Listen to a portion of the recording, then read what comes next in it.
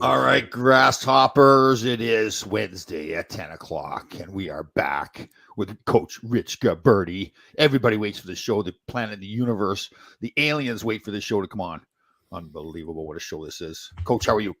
I'm great. And, listen, Steven Tyler doesn't make any comments or anything, but he's watching probably the same way Gretzky watches on rerun or something totally, like that. So, I mean, because, like people go around and ask us, like, probably you, like, were you on the tour with who's it? Jefferson Starship? Who was it? Yeah, just Alan Parsons Band. Alan Parsons Band. And they always ask me, like, was I playing with Wayne Gretzky? I'm sure they get asked the same question. Did you play with Tom Laidlaw? Was Rich Gabberty your tour manager? Yeah. Sure they do. I wonder what Gretzky thinks when he thinks of me, like when he thinks back, like, oh wow, I was so lucky to get to play with Laidlaw. What do you think he thinks? Sure, he does, of course. We were sitting around. David Waters tells a great story. We went on the ice when the coaches, Robert Fatorik and particularly Robert Fatorik, just loved Tim Waters and I. And they would play us all the time. So sometimes they'd have a power play. So Wayne goes out in the ice and he'd put Tim and I on the power play. And one time, when I was a big game, everyone said Wayne rolled his eyes when he saw us coming. Really? Yeah, he's a great guy. We're real power play guys. We shouldn't have been on the ice, but we can't say to the coach, no, we're not going on. Right? Guys are steady. Steady players. Oh, it's funny. Imagine like when Wayne Gretzky looks at you and rolls her eyes. Good thing we were veterans, right? Because we just laughed it off. Yeah, he was, like I said, he was good. He was never critical that way, but I mean, it's an 82-game season, so you got to have some fun. Yeah, totally. Yeah. Right. Oh God, we had some. Since we're starting on hockey, I got a quick question with hockey. Yes. So, Drury. I'm sorry. Yeah. He's a good GM. Yeah, totally. I mean, he got this new guy, right? He got him 3.5 cap hit. Yeah. But he got rid of the other guy, and they were paying him 3.5. So basically, he's not paying for this guy. Yeah, totally. Yeah, that's a genius move. Yeah, he's really good. When they fired JD and Jeff, whatever his name was, Gordon or something. Gordon, like that? Jeff Gordon, and the coach. Apparently, the deal was they were going to give Drury like the interim tag as general manager and make Glenn Sather the interim president again because he was already there working with the club anyway. Right. But I guess a lot of teams wanted Drury, and he walked into the meeting and said, "No, if I want both. I want to be president and GM, and I want a full time." Position. Spectacular. They didn't want to lose him. So yeah, he's got all those one of those pizza places too. He's great, the business guy. Oh, does he has pizza pay? Yeah. Well, he must have somebody who studies the cap, right? They have these cap scientists now. The salary cap. Everybody's got that. Study that thing, huh? Yeah. They know where it's going, or they predict where it's going, how much each guy's going to make, and all that. That's some smart stuff. Yeah, it really is. But I thought that was a great trade. Yeah. I mean, the chemistry and everything, electricity, far so good. I noticed that, and I noticed the fan base, though, man. There's a certain portion of the fan base that just, God forbid, they have a couple of bad games. Oh my God! Yeah, that's the good and the bad thing about playing in New York. Like they love their team, but they voice their opinion too. If they don't like what's going on, they're going to tell you. But it's quick. It's quick. It might be face off to face off for Pete's sake. Absolutely. Yep, no question. But they'll go. Yeah, they'll change. If they could be cheering and a bad place happening, they're going to let you know they didn't like the bad play, especially if it's a bad effort. If you just make a mistake, I mean, he still let you know. But right. Yeah. Oh yeah. Well, you got to have effort. Yeah, and effort is tough too. 82-game season. It's hard to get going every game. Yeah, definitely. No question. Okay. Love language. Are we through with that, or should we continue on? I'm sick of the love language now. Enough with it. They sent me an email on like 10 things to do. I didn't even think we were going to talk about it. They sent me an email, the love language quiz guide, whatever the hell it is. Yeah. Oh my God. If we did the 10 things, if anybody wanted us to do those 10 things, or if I was with somebody that wanted to do those 10 things, I forget it. It'd be a disaster. The relationship would last. Like go to a ceramic pottery barn, make ceramic pottery date with your date with your woman. Stuff like that. It's just that sounds like fun. Love that barn burner. But anyway. Isn't there some point where like if you're giving in too much to all this stuff that she ends up looking at you like, are you a putz? Like you just give in to everything. Like no, I don't know, but it's about conversation, right? So it's about. I think it's more about. It gives you something to talk about. You definitely, I feel, want to be with somebody whose core values are similar. How's that? Yeah, that's true. Right? Yeah, you don't have to do everything the same, but yeah. Right. It would be, if you want, well, at our age now, that's this next, but growing up, if you want kids, if both people want kids, that should be important. If you want kids and the other person doesn't want kids, well, maybe that's not a good match. Were you in my second marriage? That's pretty much the way that. That's the way No, that no, it went. wasn't my fault. No. Oh God. No, she was a sweetheart. I'm not going to say anything at all because she's a very nice No. person. Just that she wanted to have children, and obviously me having a vasectomy kind of gave Well, the appearance. that's a tough deal. Yeah, it's kind of gave the appearance that I'm not having more kids. So Yeah. But I love when guys, and I know you didn't do it because of that. I have friends though that they kind of, it's like what is it? It's like a billboard. I have a vasectomy. Like it's almost like yeah, it's like I'm good to go. Did you get a vasectomy? Who, me? Yeah, you. No. Did you get one? Did you get one? Why? What for? Wait, because when you have sex, then like. Well, I understand that, but so you gotta wrap the rascal or something like that, whatever. I actually watched them do that. Give me the vasectomy. Yeah, really? That. Yes. Oh my Yeah. God! Cut that sack open, pull the tube out. Oh, God bless you. Cut it and tie it in a knot, shove it back in. Oh, God bless you. No, no, I don't know why I had that weird obsession with wanting to watch that. I don't know what that was. My big thing was I videoed when I had some bumps taken out of my head there, sebaceous cysts. I videoed those. I was going to put them on like that pimple popper show or whatever. And then I just said, screw it. So the worst thing is, you go to a fertility clinic where you get the vasectomy. And so there's, couples sitting in the waiting room. And then you got to come back with a couple of samples to make sure that you get the paper bag and everybody knows what you're carrying. I don't know about that. People are looking at you like, oh, yeah, it's a little different. It's definitely a little bit different. Yeah, they should have had like some kind of a drop off thing, like you pull up with your car, like the window thing there, you drop it. Yeah, you just go like this to bag and drop it. Yeah, perfect. Here goes that guy with a bag of sperm. You get a friend of yours. You get a friend of yours to donate it. Oh. That's like I know a bunch of athletes though when it came to the urine testing, right? And there was all kinds of finagling going on with that stuff. Totally. Yeah, I was just like, oh my God. There was a funny, like 2.5 Men had a funny show with can't remember who was trying to donate sperm. I think it was Charlie who was trying to donate sperm. Oh, God. He couldn't do it. Oh, funny stuff. Oh, all right, here's our boy Larry Melnick chiming in again. He's starting to complain right off the bat. Okay, good. Once again, yesterday I sent a message to my friend Thomas on that special day, just after special someone at the special time. Yeah, Larry, I can't talk to you. It's Valentine's Day. I mean, it's like we look like we're together or something. You guys are longtime friends. Valentine's Day. Oh, that's right. Susan brings up a good point. Is that chapter in your book? No, you know what? I didn't put that in the book. About the vasectomy, Susan. Yeah. No, the ongoing book. Yeah.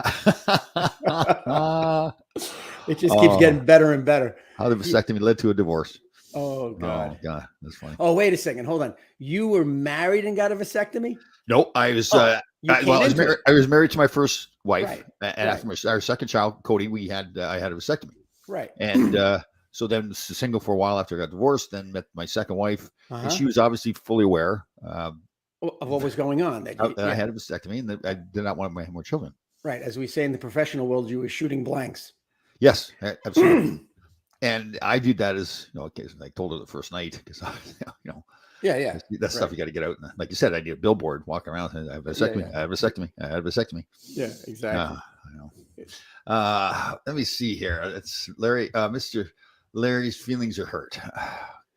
Okay, hold on. Doug DeVito, like it used to be like him and I were tight. No, these two are together now. Doug and they're doing something going on here. Wow.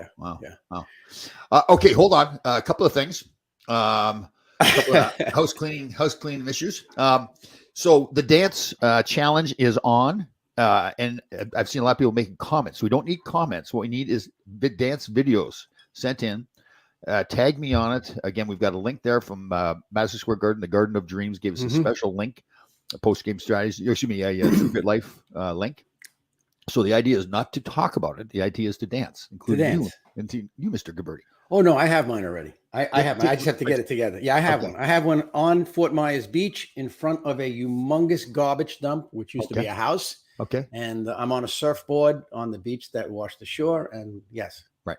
So again, I know, Dougie, you're busy talking to Larry all the time, and I know you like somewhat posted a video, but it has to be like posted on your post with a copy. What do you do? You tag me on it, yeah. So that people can go to the link to donate monies. We're not doing this and Larry Melnick's saying I've got other ways to make a fool of yourself. Well, okay, but this is to raise money for a good cause. It's for a lot of kids stuff and everything. I'm sure when Larry goes to a wedding with his wife, they dance. Okay. Do you think he does? Well, why not? They're married 30-something years. I mean, no.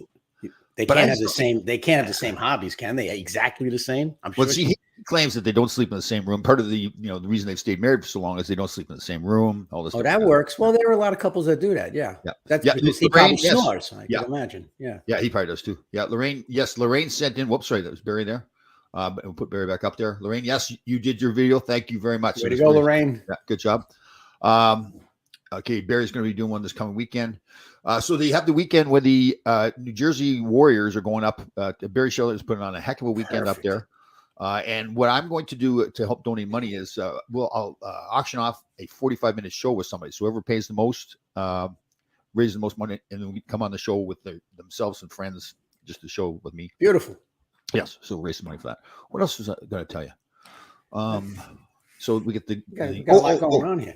so we have the other podcast. We got we're now going to post it. I can't remember where it's going to be posted. It's going to start on Thursday or Friday. We're going to do a show later on today to announce that the producer that works with me, this Tom Smith, short little guy, bald head. He wears a hat all the time because he doesn't like his hair. Terrible. I know. Come on, What's just wrong shave it with you? off. Shave it off for God's sakes, right? I'll make him take his hat off today and see. We'll show it. Oh my goodness. And then you and I are having a call later on, a little business call later on, correct? Yeah, we are. Yes. Ready to go. Former players. Nice. Good Nice. stuff. Two of your former players are doing. That's right. So we got $100 so far. For that, better get to $1,000. That show. That the thing I'm. Wait, how much do you want to get to? $1,000 at least. Oh, for the Two- show. Oh, 45-minute show. course. Yeah, 45-minute Good show. sakes. Huh. I mean, I pay $12.50. You do? Okay. That's right. You paid to get on here. That's right. Yeah. I Definitely. pay $12.50. Come Yeah. on. Look at all the business we're getting from this. I had a really interesting call. Great guy. Believe In miracles. me miracles. There you go. Miracles. Yeah. So I had a great call. So as you know, I'm working on myself and my abandonment issues, as we discussed. Yes. And so now I had a great call from an old friend of mine. Does what he's done it for years. Is Paul Henry. Paul Henry in the hockey world is a legend. He's a scout. He's a sports psychologist. Is it psychologist? Or Is it a psychologist? Really? Yeah. Okay. So we got talking about my abandonment issues. Right. And he's pretty funny. He goes, "Okay, shut up for a few minutes." And then he wanted me to just sit there and think about my feelings. So so I sat there for 4 or 5 minutes. Neither one of us was saying anything. And then he says, "Okay, tell me what you're feeling." Oh, no, I'm sorry. He told me what I was feeling. He actually knew what I was feeling about. Oh, really? I think maybe guessed. I don't know, but No, I mean, he probably studied this, and there's probably some Yeah. typical things that Right. Look, there are people that analyze everything that's out there: depression, anxiety, the Yeah, I know. PTSD, right? So there's certain things people are not that unique. right. So your Sure. abandonment issues are probably the same as mine. You know, that That's- everybody might have abandonment issues. Yeah, that's what I'm hearing from more people, especially men. That a lot of Mhm. men have abandonment issues. Yeah, huh, interesting. Oh, there she is. Oh my God, here she comes. Oh, good Oh, morning, boy. beautiful souls. Oh Alicia. my God!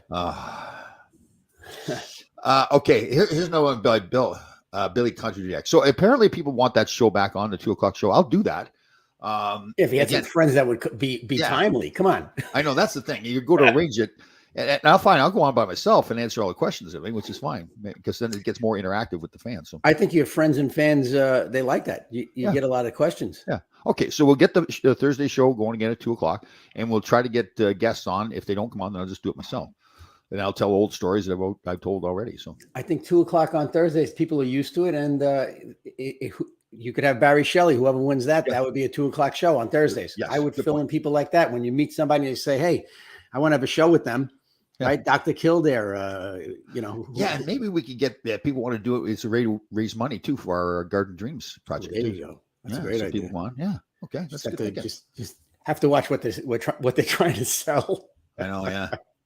Maybe get That's Tracy. Maybe Tracy to come on there, and we can go at it. Her and I. Tracy's the best. Listen, Yeah, she's picking on me all the time. Oh, yeah, I love it. There's Where is she something going on there.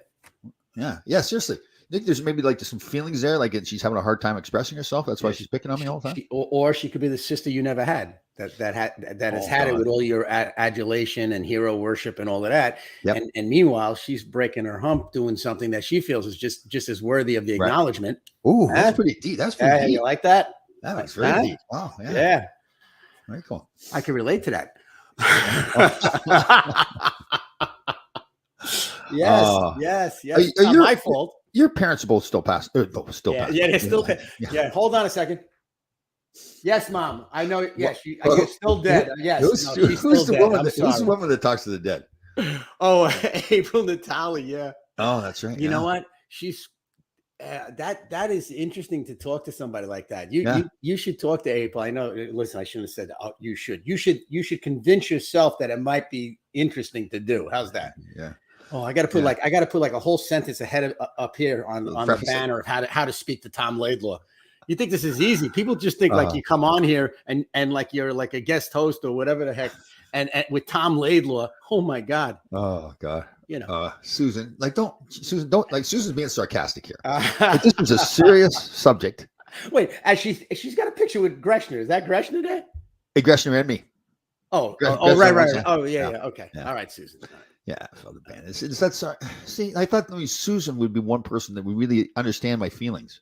Susan's great. You open up and you start talking about your feelings, and then Susan mimics me. Maybe she's serious about it. You know, Thursdays at 2 p.m. You don't have a show anymore, so she feels like you abandoned her. Oh, I see. Yeah, you're on a roll today. You're on a roll today with other people's feelings. You know what? This is how I am every day. Like, okay, a crossword word of the day. 4-letter word for entrance of a mine. Entrance of a mine. Yes, 4-letter word. I know it's a joke, so go ahead. Give me. No, it's not. It's not a joke. This is serious. It just came to me. I don't know why. 4-letter word. So someone get it here.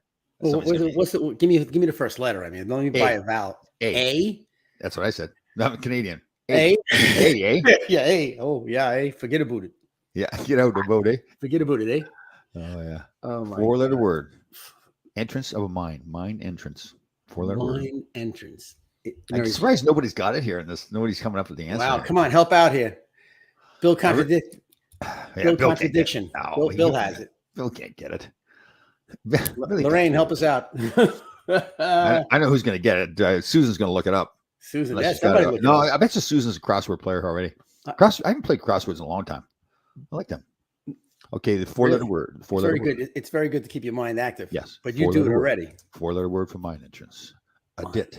A-D-I-T. Adit. A-D-I-T. That is correct. 4-letter word. Entrance to a mine. Yes. Wow. Where did you get that? What email did you get that? What does adit mean? Here we go. She's not telling you. Oh my God. We've sunk now. Not an addict. All right. Good going, Tom. All right. Way to go. Addict. Yeah. Hey, Siri. The women in your life they don't respond to you that too well. Mine entrance. Word. What the? Oh, forget it. Forget it. Somebody's gonna look it up. Forget it. Come on now. Okay, so what? Okay, so they're very serious here. Are we done with our discussion about the love language? Only if you want to drone on another 15 minutes about gifts, the problem you have with giving gifts and receiving gifts and all. Here we go. Mine entrance. Oh, thank you, Lorraine. Thank you very much, Lorraine. You just confirmed. She just confirmed. Confirmed it. Oh, okay. So the love language. No, I mean, I have more of a problem with the whole topic of like, why does it have to be categorized what your love language is like? Well, no, it's a way to relate to whoever you might be getting involved with romantically. How's that? Okay. So it's a way to it's a way to relate especially in the author's mind. The guy who wrote the book, he thought it was a fantastic idea. He wrote the book in '92. It got some traction, and off it went. And here we go, Barry. Look at this. That's guy. This is research. We call that research. Wow. Research. Entrance to an underground. Oh, there you go. Yeah.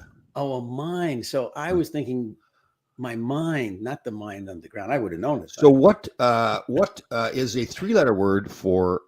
Tom, go ahead. Go ahead. I hate puzzles. 3-letter word for copy. For copy. That's what I said. Can you repeat that? No. Can you use it in a sentence? Okay. I see. Okay, hold on. He copied. No. He wanted to copy me. He wanted to copy me. He wanted to do the same thing as me. Oh, wow. 3-letter word. 3-letter word from the crossword. Help out. Starts with an A. Starts with another A. What do you got? A. 3-letter word. To copy. Oh my God. to copy. We'll give people a little chance here. Hey, come on, kids. I'm gonna do a crossword going on right after this. Oh no, we got a phone call after this, don't we? Yeah. No, we do. But let's take care of some stuff. Three-letter word for coffee. The word is ape. A-P-E. Ape. Oh, really? Copy. Yes. Wow. What's What are your feelings on toxic positivity? Okay, how about that? You want to? This is supposed to be a mind. Yes, toxic. Can positivity become toxic? Positivity. Well, you do get some people when you're like really positive. Going, oh, he drives me nuts because he's always in such a great mood. Is that toxic positivity? Well, no. No. You will drive negative people. Yeah. Crazy if you're always positive. Right. I think toxic positivity is when you try to make the best out of somebody dying, let's say, or somebody having cancer. You know, in other words, things like that could be toxic. So a friend of mine, grandfather just died. He's like 96 years old, served in the military, had all these wonderful children and grandchildren, and all that kind of stuff. Had a great life. So is that? But if you're saying, well, wow, I'm sorry you lost him, but man, what a great life he had. Is that toxic? No, I don't think that's toxic. I think that's you stating a matter of fact. God bless him, and what a great life. I'm sure that a lot of people who reach 96 and have all those attributes that you just said, they wouldn't mind having when the time comes to go see God. Right. A lot of people would like to have another couple of moments, days, hours, or even a year. Right? I don't know if you. So, but wouldn't you know want what I'm saying? I'd rather live my life all out. There's a great poem by Tecumseh. Tecumseh was a Shawnee warrior chief back in the 1800s. Yep. And he wrote these great poetry. He was featured in the movie Act of Valor, Navy SEALs. Yeah. And he had a great part of the poem was live your life in a way so that when it comes to your time to die, you don't beg for more time to live your life in a different way. Right. So. Right. Yeah, I agree with that. Probably, yeah. I agree with that. Like, live life every day. Yeah, enjoy every day. Make something of every day. Don't waste any time. Don't waste any days. Right. Right. So when it comes to your time to die, you're not sitting there saying, "Oh, please, I just didn't get a chance to do this, or I want to do this differently." Right. Yeah. Well, differently. Forget about differently. Right. Right. I mean, it is what it is. Look, we make choices. Everybody makes choices in life.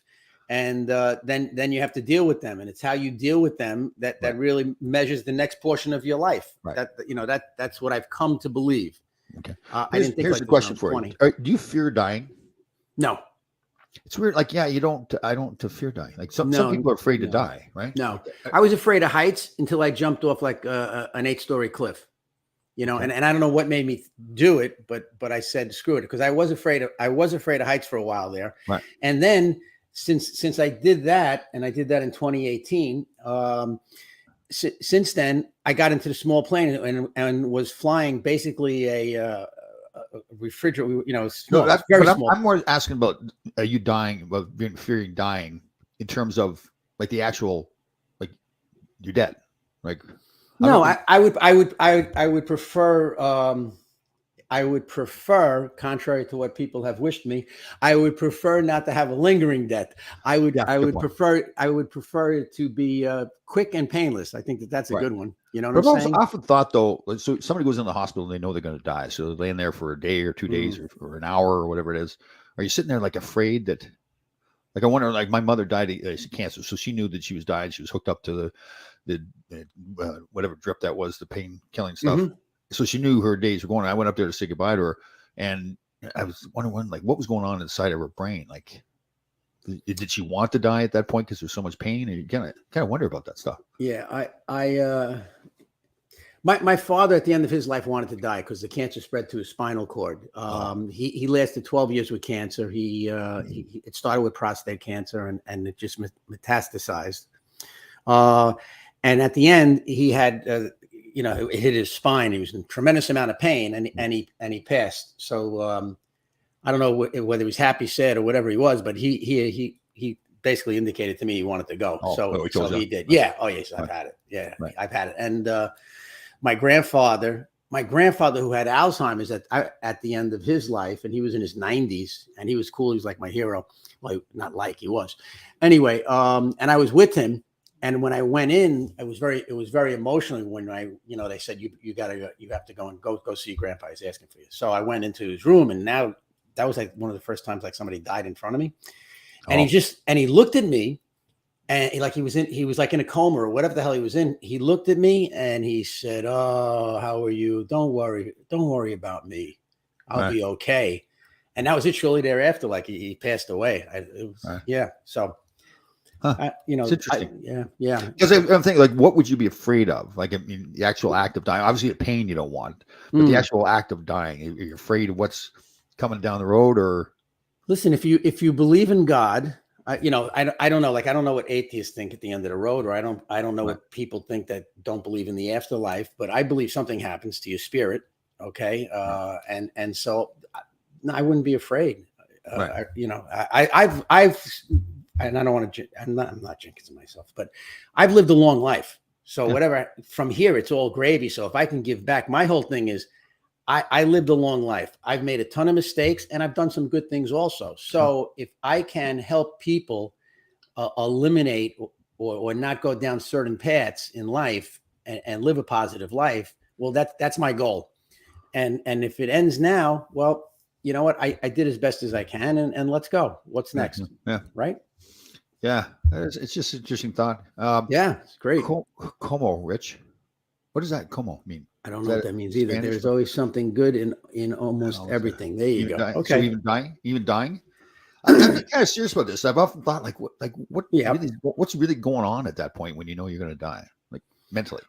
Well, I'll tell you what, you could read up on it. There are some things supposedly that are going on, and I haven't Like really studied it. right. You talk about these You know. people that maybe have temporarily died or their heart stopped or whatever, and Mhm, and they come visions back. of yeah, but they have this vision of themselves going up to heaven and all that kind of stuff. You're wondering, like, okay, is that really what's going on? Yeah, but you know what? If I can't doubt them. I mean, there are some people that have some valid dreams. I mean, Right. there's a whole thing about dreams. What are dreams? Yeah. There's True. and then there are people that are taking mushrooms and all Yeah. these other things, ketamine and Toad poison. Was it? yeah, whatever it might be. Yeah. They're taking that and they're going on trips.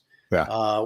Somebody who played for me and then got paralyzed. Okay, he played. This kid played Pee Wees, Bantams, midgets with me, and then came to Fordham and played there with me.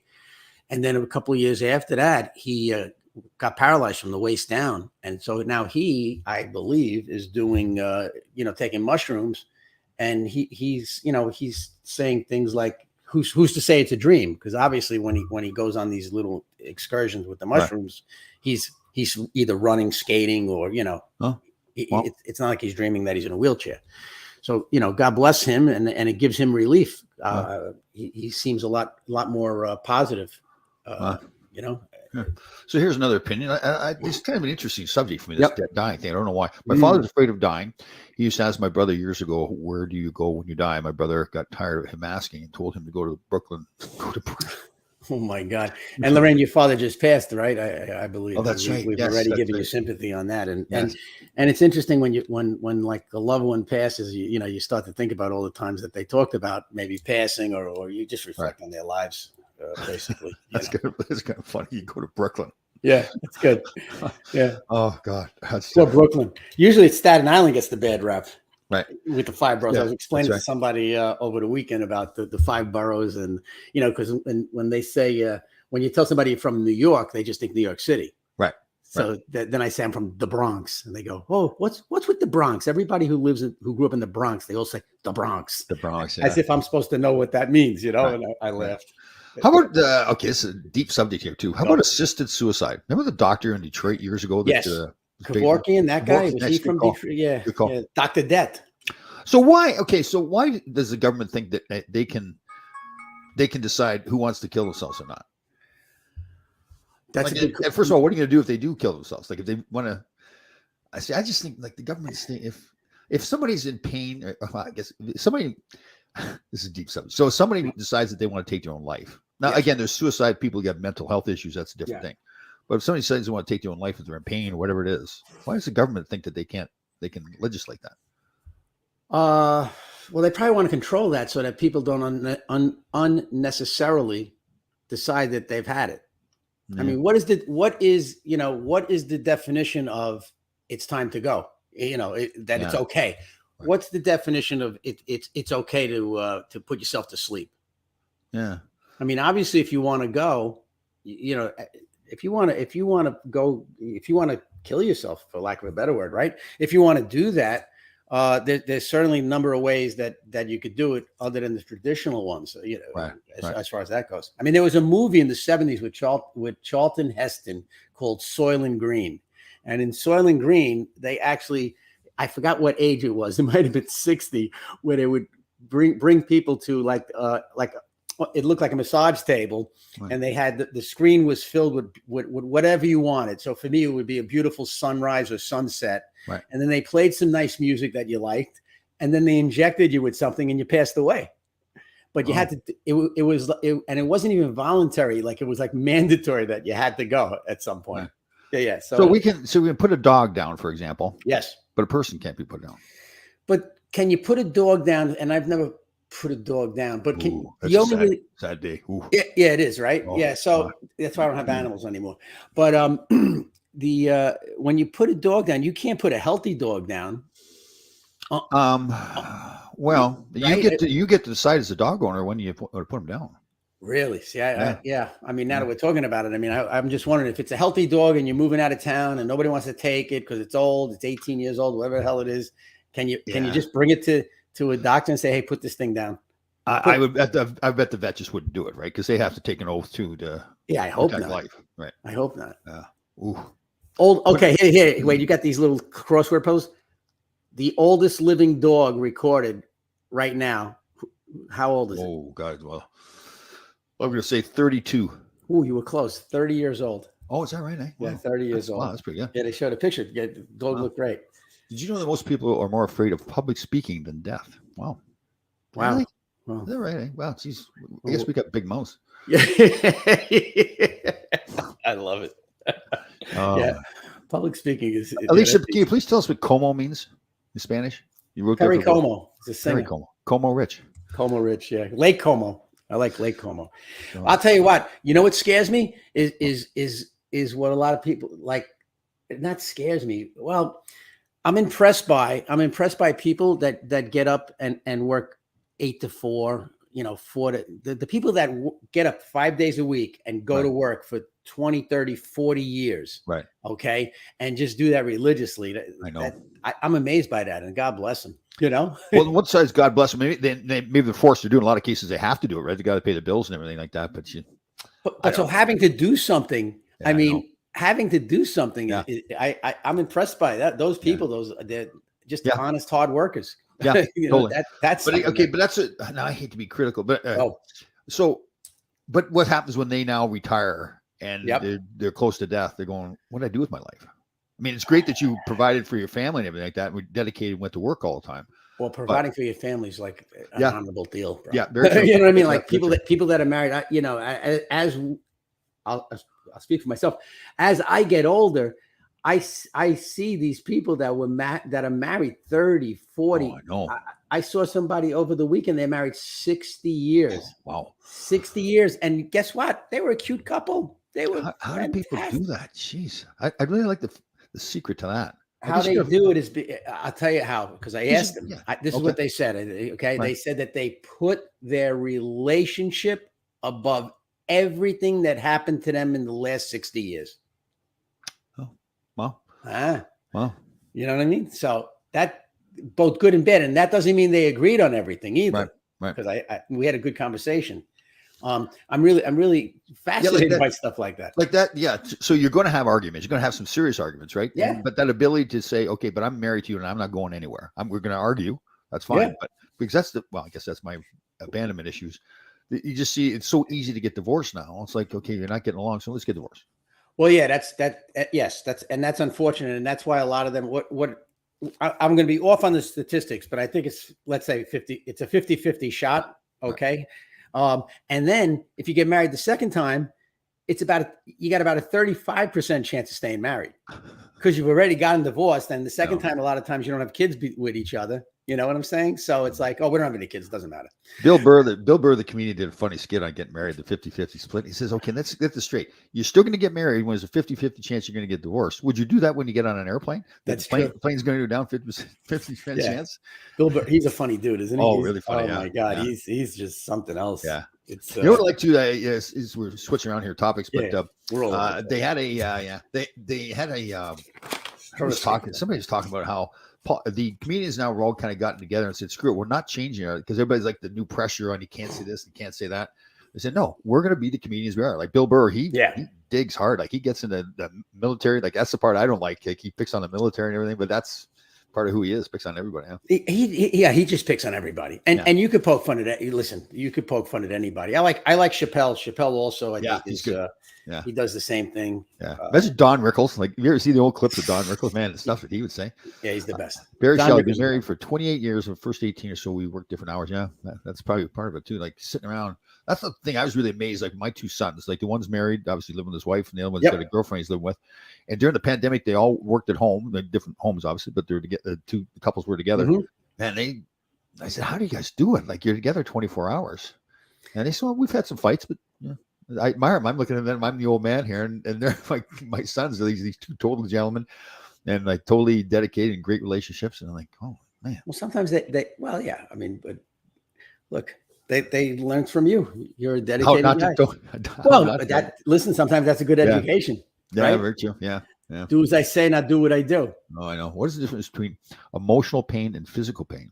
What is the difference between emotional pain and physical pain?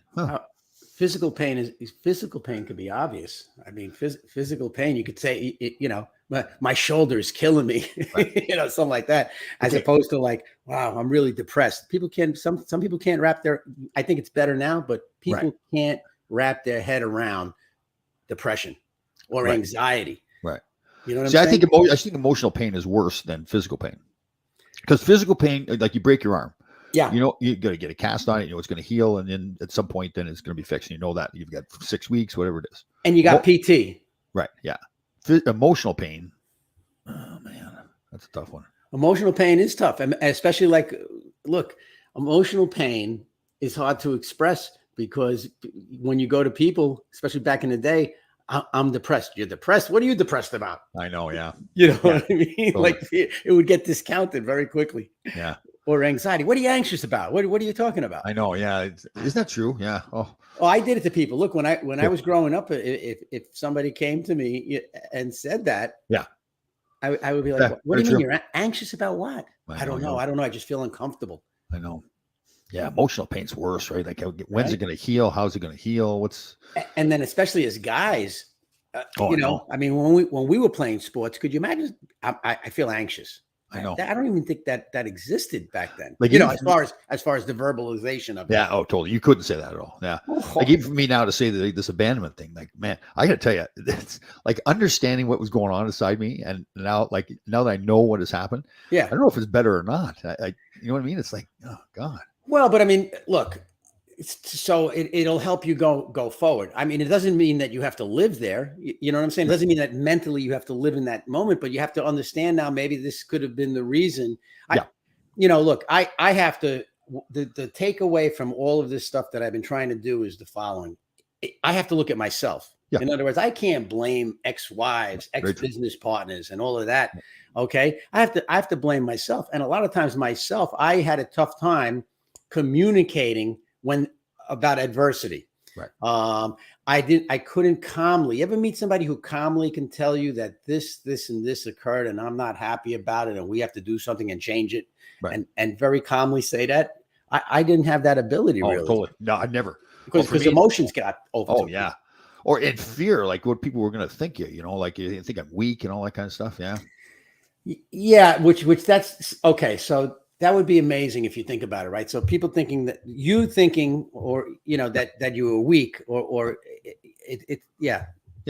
Oh yeah, they're not going to think that. They're going to nowadays. It's easier because they think you're just overbearing. You're strong. You're a narcissist. You're whatever the hell you are. You know what I'm saying? Like, well, I do find myself now being much more but actually looking forward to make sure I tell people, listen, here's my issue. So if I act in a certain way, like I meet somebody new in my life, here's where it is. So if I act in a certain way, this is what's going on inside me. I think Mhm. I feel like it helps a little bit, but man, how Well, hard you that got to is. pick and choose, though, right? I mean, Yeah, you have yeah, I can't go to. around telling the world. Yeah, here I No, am because on. I mean, the fact that and realize that, okay.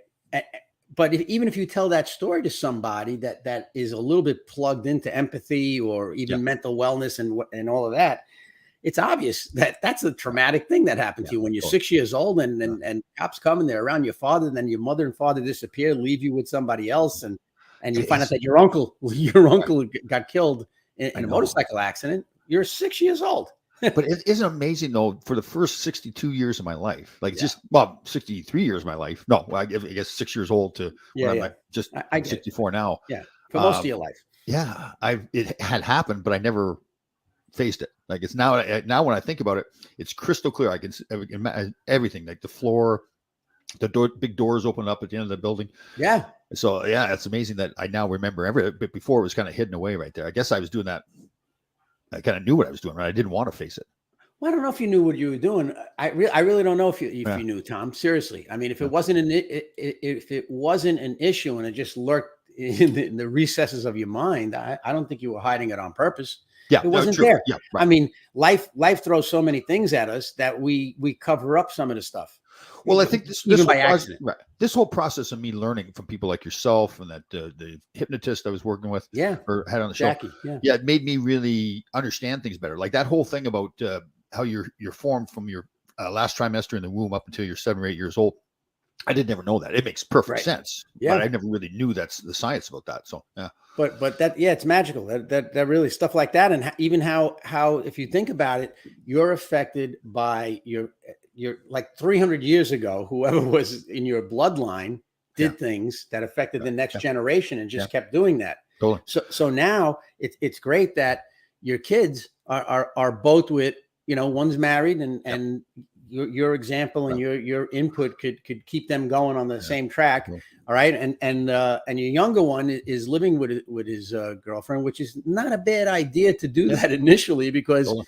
why go through all the paperwork and Yeah, prompt and yeah. circumstance if it's not going to last? If it's not a Well, bad. they have a fantastic relationship. I think more like, why do we need to get married? Like it's not going to change it. We care That about could each other. happen Yeah, too. yeah.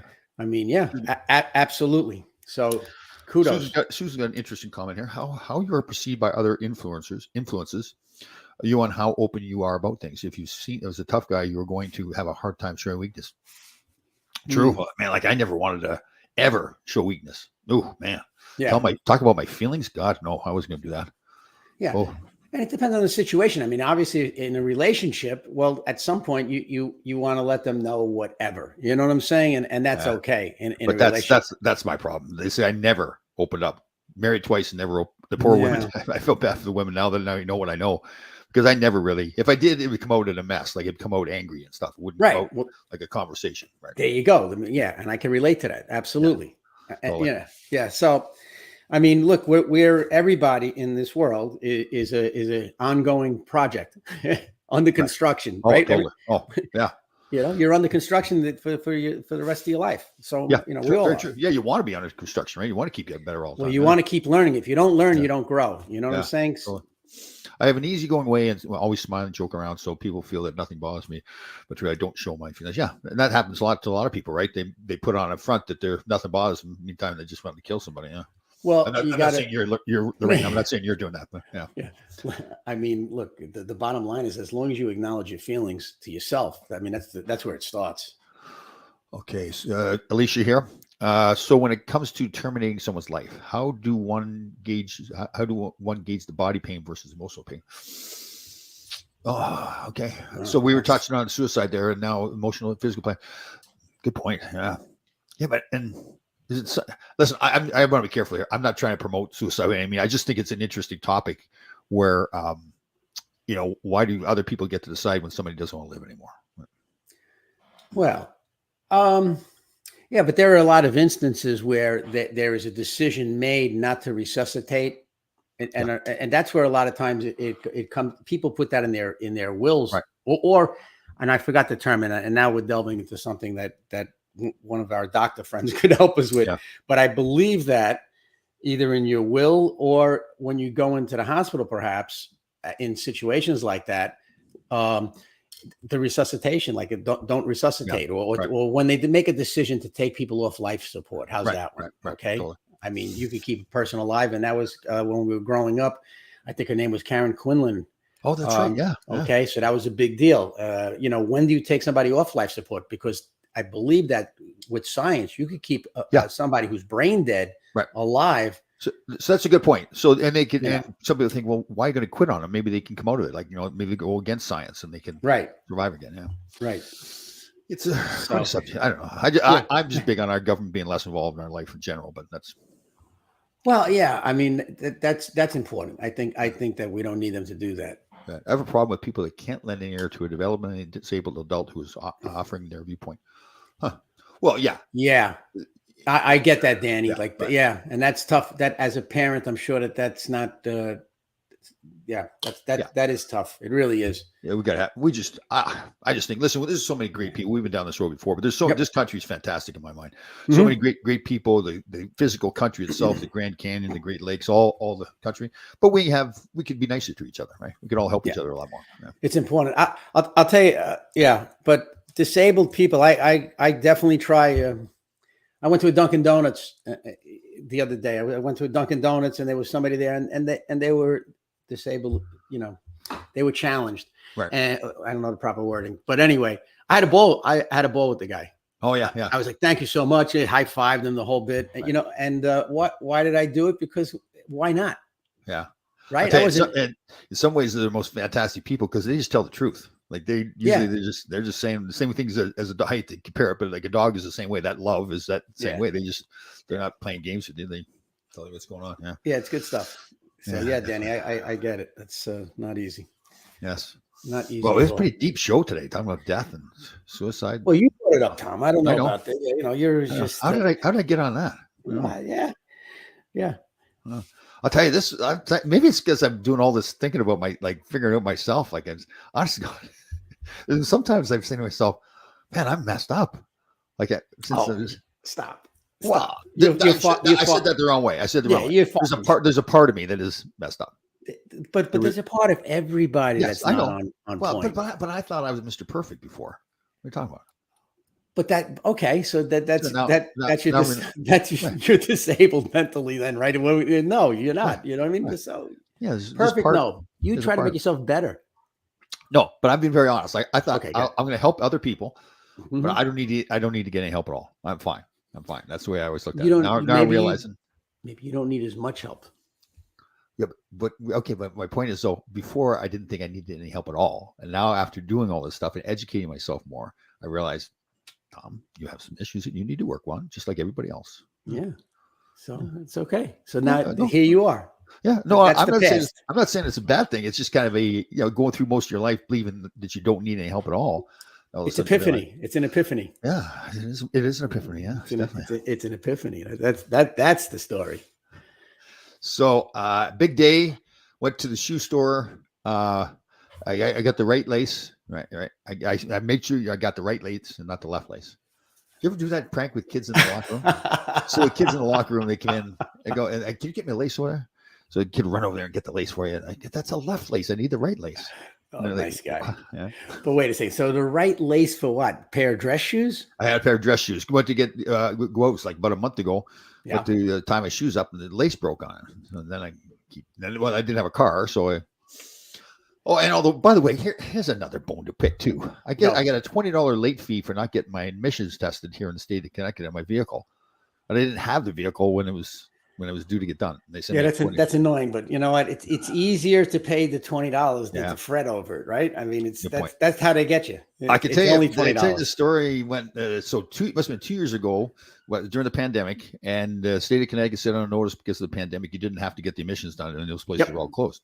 But you need to check back to the website, and we'll let you know when I have to get it done. Of course, do I check the website? No. So I go into the state of New Jersey, park for lunch. This nice young woman. Come out and the car's towed. Apparently, when your emissions is in say New Jersey, they tow your vehicle. You can't drive it. Oh my God! So then I have to find out where the vehicle is. The tow shop. They had to put it on the flatbed and drive it to my place. So it ended up being like a $700 lunch. Total. You know you know what happens there when you see these tow trucks or flatbeds and they're cruising the parking lots. They have what they call a plate reader, and they read. It wasn't the police. It was the tow truck. It might not have been the tow truck company. In a lot of instances, they read your plate with a plate reader, and they see if there's any violations, and it comes up, and then they tow your car. Oh, there is a and I meant to tell you. I'll tell you later. But there's a company in Greenwich, Connecticut. Yeah. Okay. That goes into all these condo complexes. Right. And they tow people's cars to their facility because they claim that they don't have a parking permit for the condo complex. Oh, okay. And they charge astronomical amount of money for it. What a I didn't think of that. Yeah. I thought it was the cops, but you're probably right. Yeah, I guess the cops. Why would the cops care that much? Yeah, they really don't. So it's a tow truck company. Yeah, the fine itself wasn't that much of a fine. It was like a $50 or $55 fine. There you go. But the tow truck made the money from towing it there and then towing it to my place. 100%. Oh, isn't that crazy? Oh yeah. I'm going back there, that tow place. I know. I gotta bring my aluminum ladder. Yeah. But it's the truth. Wow. Oh my God. Danny, what is going on here? What's with Danny? Danny's picking on me now. I was sorry for skating too slowly. See, he definitely goes back very intentionally. Yeah. Tom Tate, he skates intentionally. That's what it is. That's right. Actually, you know what? One coach told me that. That's the exact terminology that he used. Yeah. Oh, I'm a good coach. That's right. Good point. Yeah. Very intentional skater. Wow. He skates with purpose. Oh, God. Purpose, passion, and intent. That's it. That's it. On Andy, there's a great show called Parking Wars. Shows them towing cars and getting yelled at. But I wish I was there to yell at them. Yeah, Parking Wars. Exactly. It's amazing. It's amazing. So it's so embarrassing. This girl too. Like I was gonna be nice to her. I said, "Listen, I'll get you an Uber. You don't have to stay." But she was very sweet. She stayed around.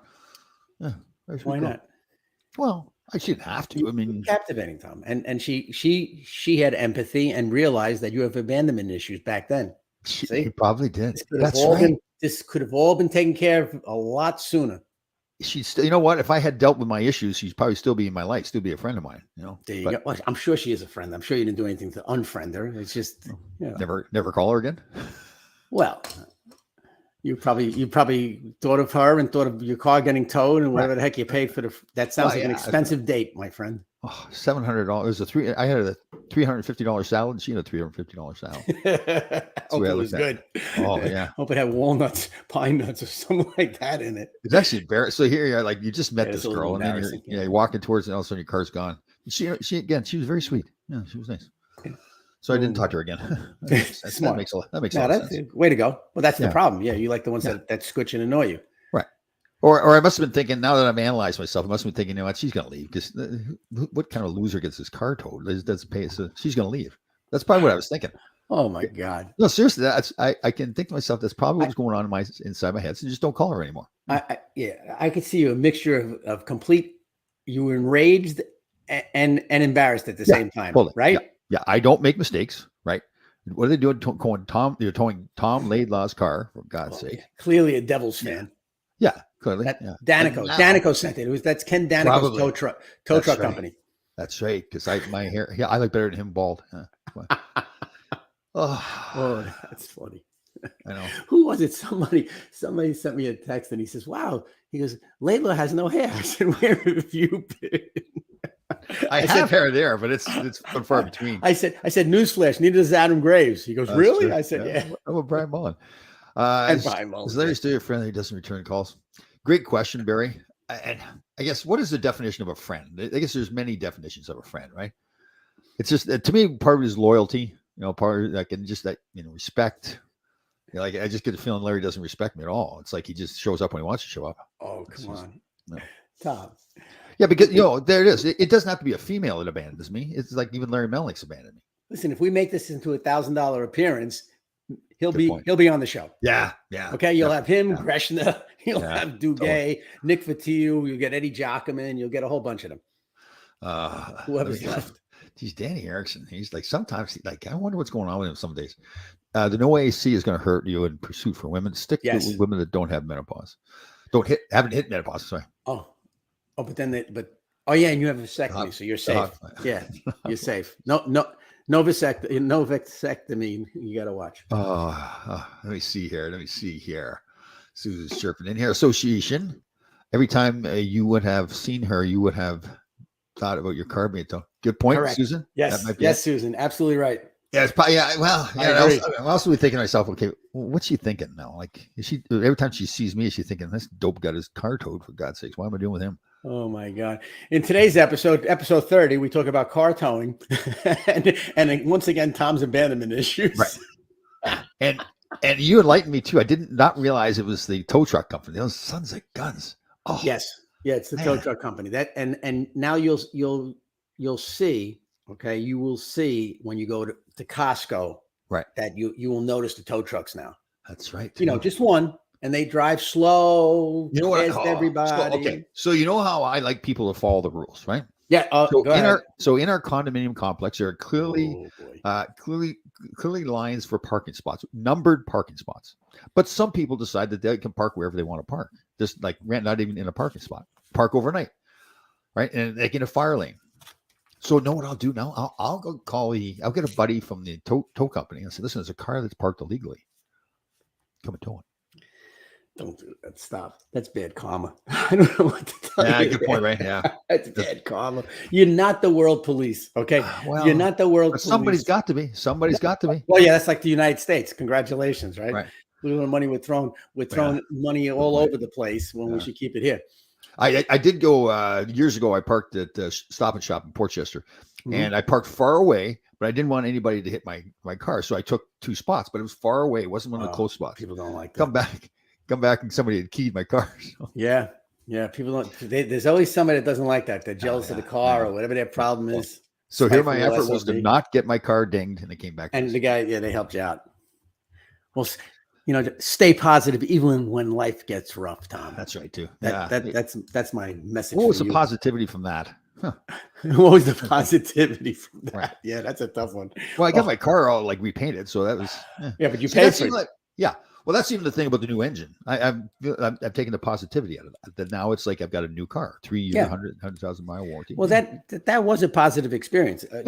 I mean, if you really think about it, you didn't pay your lease for about 3 years. Yeah, 4 years. Car's all paid off. Yep. So it's paid off. Think about that. That's a good $400 to $500 a month. You save there. Definitely. Okay. You paid $9,000 for the engine. You now have a new engine. You could continue to abuse that car for quite a while. Absolutely. And so, and actually I went through the math with my son, Shane, and we figured, okay, so if we went to get a new car, or at least you're going to spend at least $500 a month.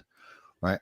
So this way it figures $3,000 a year based on the 3-year warranty, which is what, it's amazing that you have a 3 years warranty, unlimited math, unlimited math. Listen to me, unlimited miles. 3 years, 100,000 mile warranty. That's right. So it's like I've got a new car now, and it's all paid off. My car is sitting in Laidlaw's spot. What's he gonna do? Throw a ladder at me? Yeah. Oh my God. Yeah, that's Dan. Right. He might. But hopefully he'll recognize you, Danny, from your highlight of rival. And the worst is too. So if somebody parks in somebody else's spot, and the person comes home. We have a lot of elderly people, so they'll just sit in their car there and honk the horn for hours, trying to get somebody to come out. So you're sitting inside, the horn's honking, then the dogs start barking. Oh my goodness! I got to tell you, I give you a lot of credit because I with the dogs. So you don't seem to be complaining about the dogs because maybe the windows are closed now or whatever the story is. Right? It's getting a little colder up there, but somebody had a dog in the house next to me, and it was. Chirping like crazy. Wow. God bless. The very nice woman beside me. She's an elderly woman, widowed, very nice person, but she has a yappy little dog. When she leaves and leaves the dog in the house, it just barks constantly when she's gone. Oh God. So, yeah, one day, and then a nice day, sometimes she'll leave like the window open or whatever, so that you can hear all the dog barking. Again, she's a very nice person. I don't want to scare her. No, don't scare her. We don't need that. We do not need that, Tom. And you know what? Your social connections have a big impact, right? Yes. In your area, you want to be nice and peaceful with your social connections, right? They're going to affect your mood, your behavior, all this stuff. Right? That's true. You know what? That's very true. I didn't know where you're going. Social connections. Wow. Well, that's a social connection. I mean, they see you. Everybody in your condo complex, right? Right. And they view me like them to view me a certain way. I got you. Okay. Yeah, I'd be like before. I didn't really care what anybody felt. In fact, I would say this: I don't care what people think about me. Reality is, you do care. You really do. Yeah, care. but you do. Come on. Yeah. No, Come I on, would say in the sure you past, so do. I come right out and say it though in the past. I don't care what people think. Yeah. Sure. But are you thinking that? You could say anything, right? We could say anything. Yeah. Oh, true. Yeah. Yeah. Are you thinking it though? Sure you do. Check You don't want to check imagine. the transvestite fluid. Oh, yeah. Yeah, the tranny fluid and the rear end fluid. Yeah, and you should be good for a while. He's absolutely right. So, yep. Anthony, very good. Once again, the Italians, the mechanics of the world. The auto mechanics of the world. I'm not a transvestite. All right, so this is what happens, okay? He called me a transvestite. He called me a transvestite. Oh, God almighty. Tranny. What? Yeah, the tranny fluid. Yeah, the transmission fluid. Because what Oh, happens is now- transmission fluid. Oh, Thomas. but how do you get tranny out of transmission? Oh boy, it's been called a tranny before transvestites came into. I guess it does go. It is into transmission. prominence So in our it's society. TRAN, right? Okay, TRAN. Yes, okay. yes, it's transmission. That is definitely a very good suggestion there. Check the fluids in the transmission because once you strengthen the engine, you're actually stressing the transmission and the rear end because the engine is so peppy now. So now I've got a fantastic mechanic who puts all those little stickers up there for me underneath the visor. Tells me when I come back to get those changed. So I've been diligently doing. That's why it made me mad that the engine kind of blew like it did. But well, that was the pump, right? The oil pump. Nobody did a post-mortem on it, right? It's not like they took it apart and said it was the engine pump. It's Italian for transmission. There you go. That's right. Thank you. Yeah, the Italians. Because I thought for secondary calling me a transvestite. No. Italians can't. They can't. They had trouble. They shorten the words because they. Yeah, in the 20s. In the 20s, they did that. Oh, My, you know, the transmission. No, the tranny. Hey, the tranny. Come on, Tommy. Huh? Oh, a good example here. Anthony's on fire here. Hold on. Thomas equals Tom. There you go. There you go. Look at that. Transmission equals Tanny. Okay. Tom. Okay. You know the Tom. But people that are transvestites are also called trannies.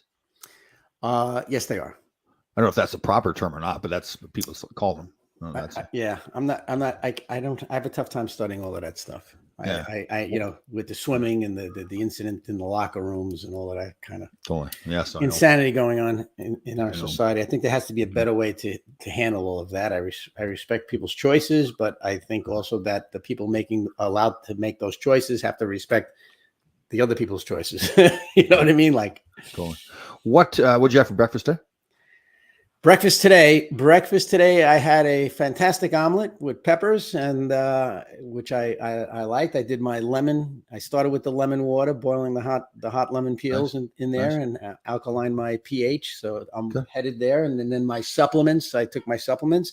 And by the way, I might be starting a supplement company, which I will talk to you about. Yeah. Nice. Oh, and the trip to Latvia is back on. No way. Yeah. Is it?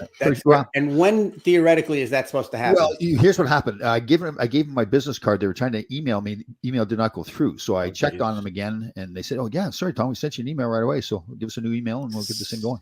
So because your business card has the wrong email? No, I gave my True Grit Life. Oh, that's the problem. I gave my True Grit Life card, and it's got I definitely have to update that. It goes to my website. Okay. And I don't go to my website all the time. So.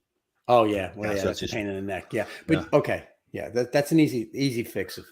Okay, we're gonna have to cut this short because I have to visit another room in the house that's got a porcelain bowl in it. Good to know, right? Okay, listen, we got. I didn't come right out and say I had to have a poop. I mean, I just. Well, who wants to hear that though? Come on. Yeah, that's what I said. I got to go to another room that has a porcelain bowl. What are you trying to do here? You're sabotaging our show.